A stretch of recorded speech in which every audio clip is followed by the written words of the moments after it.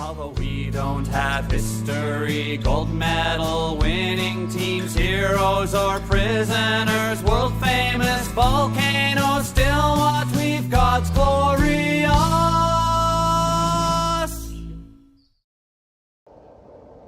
How's it going, eh? Welcome to another episode of Canadians Anonymous, where we take a look at Canadian contributions to pop culture. In 1994, ReBoot was released as the first CGI animated series a full year before Toy Story. We'll get to that show later on down the line, but for many years afterwards there have been rumors about a reboot of ReBoot or a continuation or something along that lines. 24 years later, and Netflix, in partnership with YTV, have finally released their continuation, ReBoot: The Guardian Code. Is it a true successor? Is it a worthy continuation? Is it worth watching? Let's find out. Just in case. But before we get into ReBoot: The Guardian Code, I think we need a change of scenery.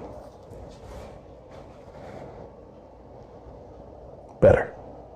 Whereas the original ReBoot takes place entirely in CGI in a small mainframe city, the new series blends live action with CGI. And in that CGI, they're in cyberspace. So not just confined to one city, but the entire internet. At the beginning, we're introduced to our four Guardians. First is Tamara, a vlogger, YouTuber type character who comes to a new school, meets up with a superfan, and these other three. Next, we got Trey, whose big arc seems to be that he's a basketball player. Then we have Parker, who's essentially the smart one of the group, and Austin, the reluctant leader whose father passed away in mysterious circumstances. When a creepy hooded guy named the Sorcerer decides to send dark code into the web, attacking a power grid, this virtual assistant, Vera, as she's come to know eventually, summons the four, who then go into this portal and transport into cyberspace, complete with color-coded outfits, so kind of a mix between Tron and Power Rangers. Pardon me for interrupting me, but upon further reflection, I felt I needed to add a few things to this video, so I'm going to cut in and interrupt myself a few times here and there, starting with what I was just discussing. Now, my thoughts on the live action segments are pretty much omitted throughout this entire video, largely because they were forgettable. Now, the live action characters, if you will, they're pretty much just your stereotypical tropes. I mean, they could be replaced with person A, person B, person C, person D, and monologuing villain. None of them really bring anything to it, and honestly, the Sorcerer character, I mean, why the hell is he talking to himself? I'd also like to talk about the CGI itself. The outfits that the Guardians wear, they are pretty simplistic overall. I mean, they don't allow for any sort of facial expressions. Seems like cutting corners to me. And the CGI itself even seems a little subpar, even compared to, like, the original stuff. It turns out that these four were actually chosen because they are the highest ranking group in a mobile game. So you can throw in Last Starfighter as well. So after being sucked into cyberspace, they start using their abilities and powers from the games to defeat the cyber locusts, the Dark Code, as they are known. And then they get brought back to the real world. But, uh-oh, Vera is human now. How did you get here? I was not programmed to join you at this time, but the bioconstructor in room 0 was activated. I might have accidentally set that off. Should we send you back? No, I cannot return to cyberspace. This is now my form. The second episode begins with the Sorcerer tapping into the mainframe database, looking for something to help him. What does he come across? But Megabyte. The sorcerer reanimates Megabyte and gives him some upgrades and tells him to do his bidding, or else he will delete him completely. It seems I have been digitally enhanced.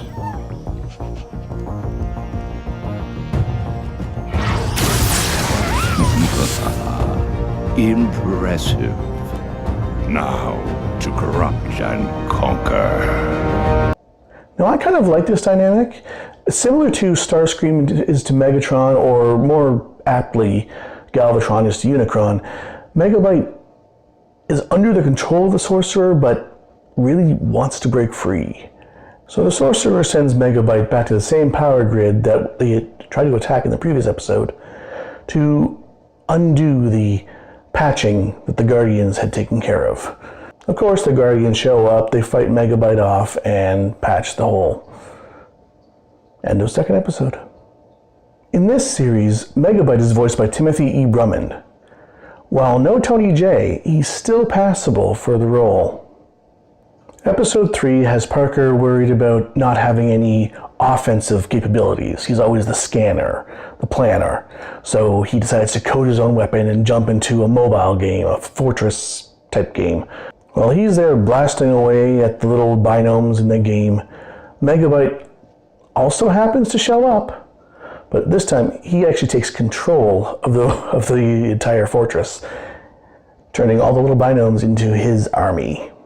Now, when I watched this episode, seeing Parker go into a game, it gave me hope that future episodes will also have other games, much like the original series did. But alas, nope. And that's pretty much episode 3. In episode 4, Megabyte releases a virus kitty. This is some sort of cat virus that causes cat videos to appear on people's screens. So basically it's YouTube. What the? Aw, how cute. Look at its little face. More like how annoying.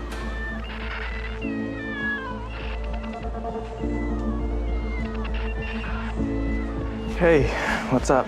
Either Heymoji has a new lead singer, or Tamara says just got hacked with a cat video pop-up. She's not the only one. Check it out.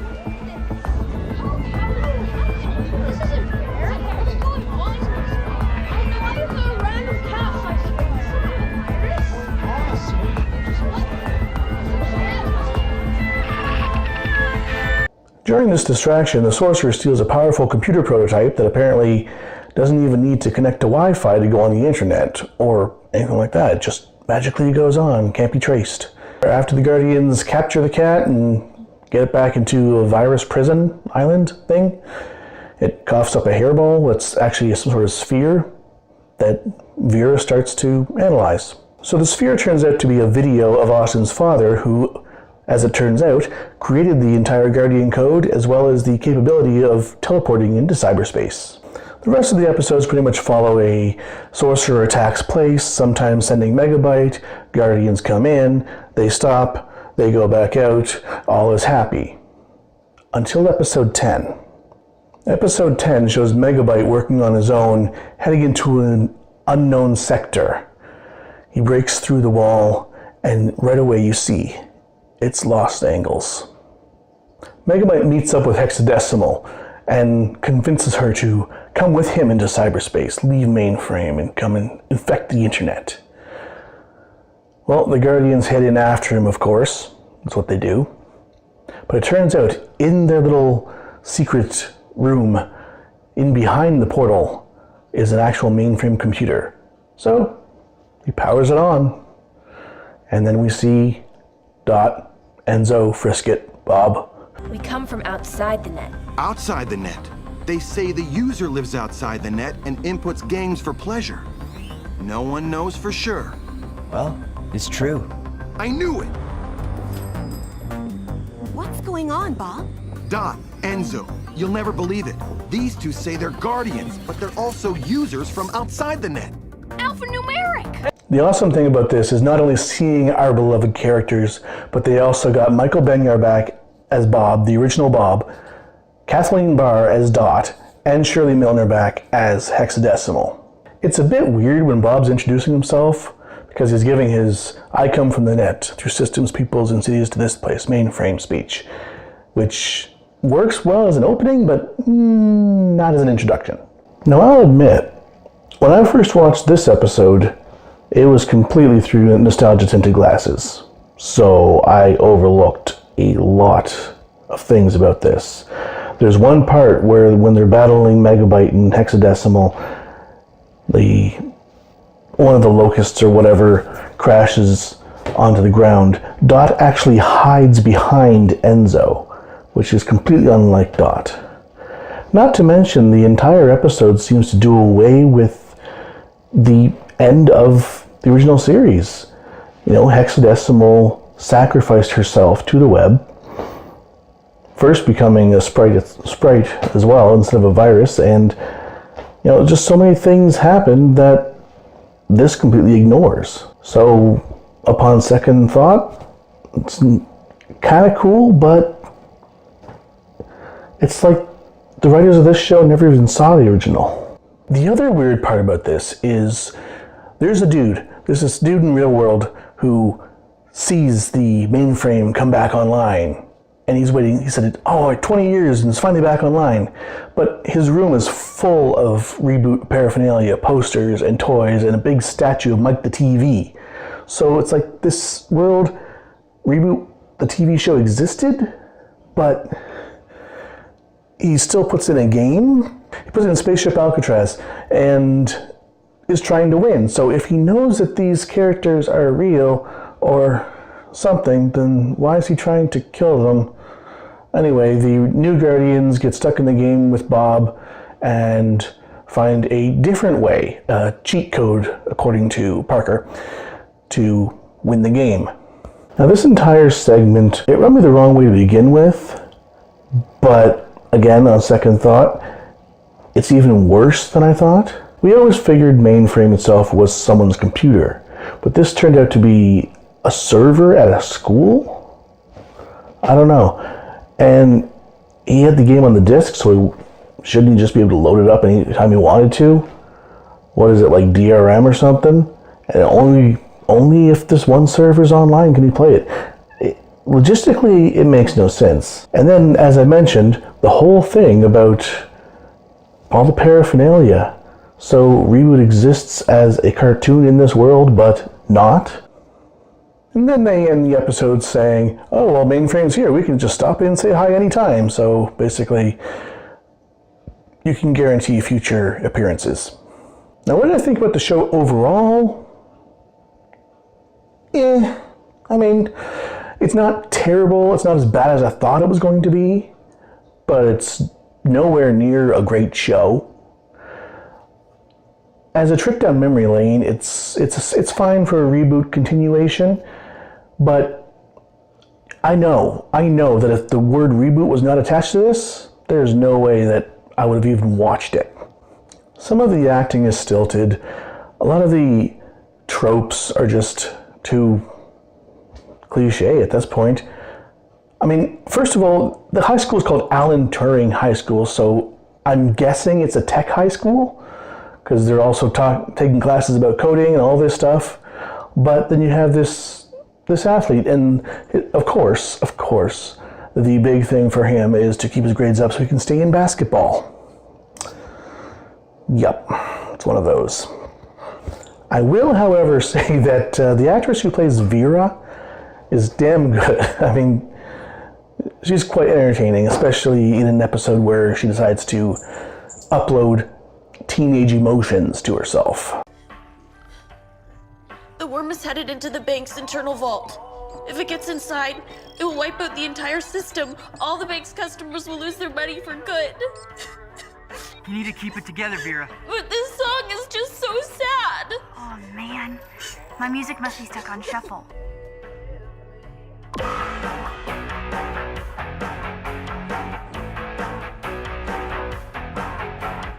We're extremely outnumbered and running low. Vera, hello? Vera, can you help us out?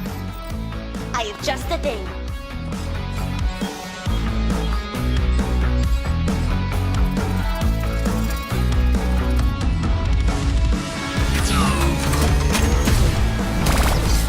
codec has weapons? It does now. Overall, Vera's an entertaining character. And this version of Megabyte, the body is good. The head, I don't know, something about the eyebrows leading into the fins in the head just seemed weird to me. But now that he and Hexadecimal are both out in cyberspace, then who knows what's going to happen? Because she is not infected with the whole delete code that the Sorcerer has. So she can wreak some havoc. There are other issues that I failed to mention before, but I did mean to bring up. One mainly is the music. The audio direction and the music choices for the original series, excellent. It sounded like a computer. It felt like a computer world. But this one, it's just generic pop and a bong kind of sound for the opening theme. Another thing is the CGI worlds they're in. When they're traveling to a power plant or a vault or whatever, there's really no personality behind it. Again, comparisons. The original series, Mainframe, the city, it was basically a character of itself. It was alive. It was personality. It was great. But in this, there's nothing like that. And so it all seems so generic. Like a failed Tron. Will I continue to watch? Yeah, probably. Like I said, it's not a great show, but it's not a terrible show. It's kind of a guilty pleasure, I guess. So that was a quick overview and my thoughts on ReBoot, the Guardian Code. Maybe it'll get better in future episodes. Maybe it'll get worse. Maybe they'll stay the same. We won't know until they come out. But until then, take off, eh? 'Cause we've got rocks and trees and trees and rocks and rocks and trees and trees and rocks and rocks and trees and trees and rocks and rocks and trees and trees and rocks and water.